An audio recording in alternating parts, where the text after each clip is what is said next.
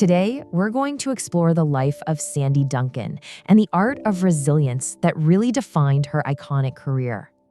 She was the pixie-haired star who flew on Broadway, but her true strength? Well, that was always firmly on the ground. You see, this one idea, this blend of soaring talent anchored by a profound inner strength, that's really the key to understanding Sandy Duncan. It's a theme that we'll see play out again and again across a career that spanned 6 decades. All right, before we really dive into this incredible story, if you enjoy these explorations of legendary lives, please do take a moment to subscribe and turn on those notifications. That way, you won't miss what's coming next. So let's begin. A Texan star is born, the early years. You know, our story starts where so many great American stories do, right in the heart of Texas. It was there, in the post-war era, that the foundation for this incredible 6-decade career was first laid. So she was born Sandra Kay Duncan back in 1946. And really, her path seemed clear from a very early age. I mean, think about it. She was already in dance recitals at just 5 years old. And by 1958, when she was only 12, she'd made her professional debut. This was never just a hobby for her. It was a true calling. And that calling, it eventually led her to take a huge leap of faith. In 1965, she left Texas and moved to New York City to chase that dream. $150. Now, what does this number mean? Well, it's pretty incredible, actually.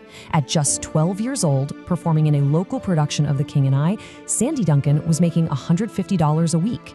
Now, you have to remember, this was the late 1950s. That was a lot of money. It just goes to show you she had a discipline and a professionalism that were way beyond her years. It was one of the first signs of that powerful work ethic that would really become her trademark. All right, next chapter, conquering the stage, Broadway's brightest. So from those early days in Texas, her ambition just kept growing. She set her sights on the very top, the pinnacle of live theater, Broadway. And it was there, in what is probably the most competitive theatrical environment on the planet, that this star from Texas would have to use every bit of her talent, every bit of her strength to become one of the brightest lights of her time. And her impact on Broadway, it was immediate, absolutely undeniable. She got her first Tony nomination right out of the gate for Canterbury Tales. Then, incredibly, she got a second nomination the very next year for The Boyfriend. But the one role that became truly iconic, that was her Peter Pan in 1979. It was such a demanding role, physically, flying on wires for hours at a time. That performance got her a third Tony nomination and really cemented her legacy. And her career on stage just kept going for decades.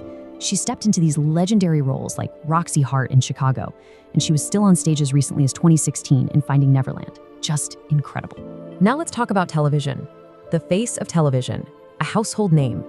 Because, you see, while Broadway absolutely celebrated her talent, it was television that made Sandy Duncan a household name. And this required a totally different kind of resilience, right?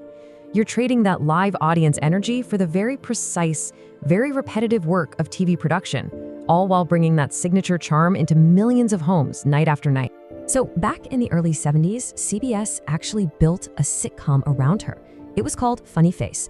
And when it was canceled, even though critics loved it, she showed that professional resilience we've been talking about.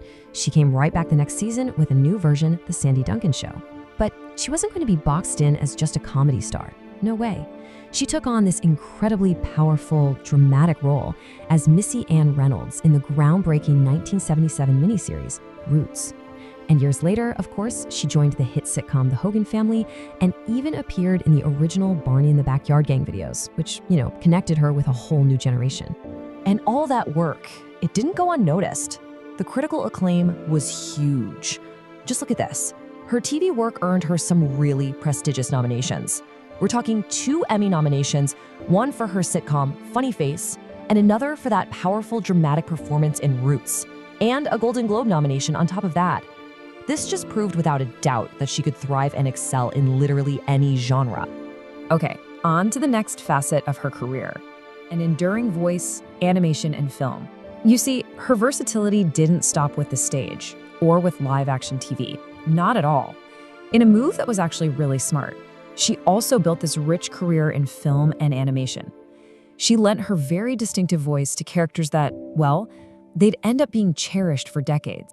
She starred in some classic Disney family films, things like The $1 Million Duck and The Cat from Outer Space. But you know what? her voice ended up becoming just as famous as her face. She brought this incredible warmth and spirit to Vixie in Disney's classic The Fox and the Hound, and to other characters too, like Peepers and Rockadoodle. And of course, her role as Queen Uberta in the Swan Princess franchise. Well, that meant her voice would be this comforting presence for generation after generation of kids.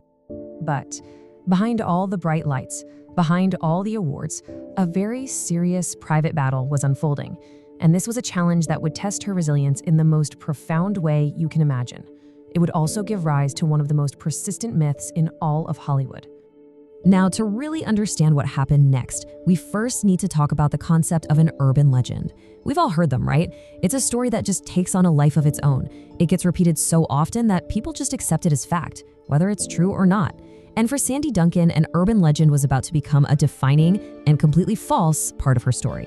So let's just set the record straight, right here, right now. The myth, the urban legend, is that Sandy Duncan has a glass eye. The reality is a story of incredible resilience, both medical and personal. Here's what actually happened. In 1971, right at the peak of her new TV fame, doctors found a tumor behind her left eye. They had to operate to remove it. Now, that surgery saved her life, but it cost her the vision in that eye. But here is the crucial point. The eye itself was never removed.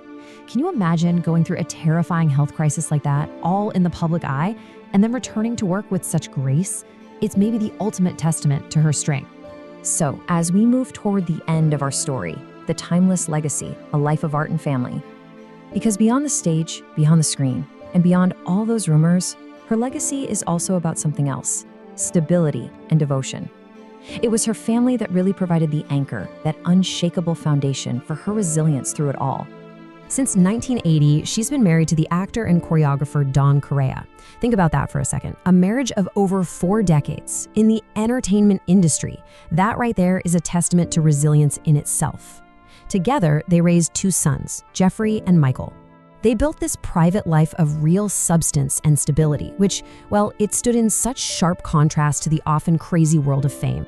And all of this, it brings us to a final question, something to reflect on.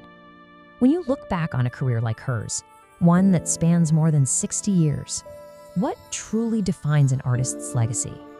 Is it the awards, the famous roles, or is it maybe something more? Is it the quiet, unwavering resilience that a person shows when faced with professional setbacks, with profound personal challenges, long after the curtain falls and the applause has faded away? So I'd love to know, what is your favorite Sandy Duncan role? Her performance in Peter Pan, her work in Roots? Let us know in the comments below. And of course, for more stories of legends like this one, please make sure you subscribe.